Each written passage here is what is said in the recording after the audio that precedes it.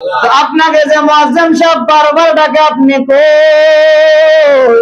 এইখান থেকে ব্যয় মারা গেল নোয়াখালী জানাজা পড়তে না হয় দুনিয়ার মানুষ আমাকে খারাপ বলবে, মেয়েকে দোস্ত বোধ মনে করবো, মেয়েকে বারবার তিরস্কার ভর্ৎসনা করবো। কেমন মেয়ে, কেমন মেয়ের সাথে সম্পর্ক করলাম, কোন বাড়িতে ছেলেটাকে বিবাহ করাইলাম, ওরা মনে বড় জানোয়ার।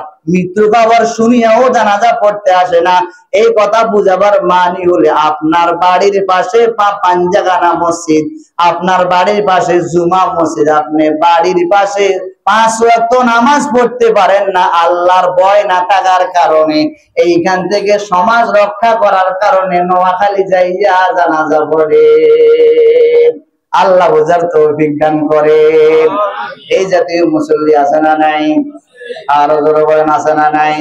দেখবেন আবার অনেককে বলা হয় দাঁড়িয়ে রাখেন না কেন, ভালো লাগে না, নামাজ পড়েন না কেন, ভালো লাগে না, মসজিদ মাদ্রাসা নিয়ে কটূক্তি করেন কেন, ভালো লাগে না, তাবলীগ করেন না কেন, ভালো লাগে না, নামাজ কেন পড়েন না, ভালো লাগে না, মসজিদে দেন না কেন, ভালো লাগে না, মাসিক বেতন দেন না কেন, ভালো লাগে না, মসজিদের অবস্থা খারাপ, মাসিক কারাঙ্গিল অনেক ঘুরে আসে, একটু দিয়ে দেন না, ভালো লাগে না।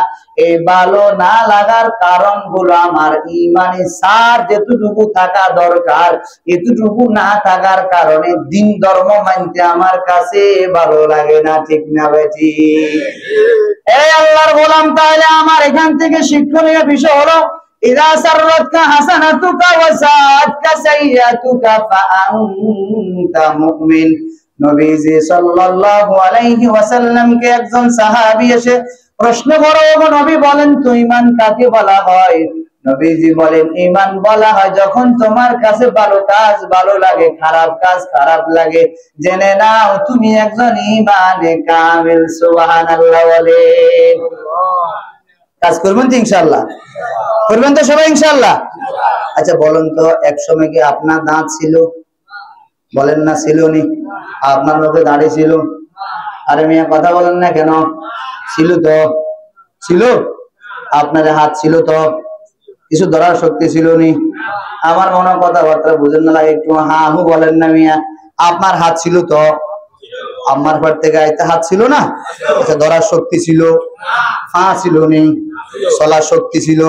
তাহলে যে আল্লাহ ওই আমার হাত যে ছিল, ধরার শক্তি ছিল না, চলার শক্তি ছিল না, এখন সেই আল্লাহ আবার দিছিনি? বলেন না?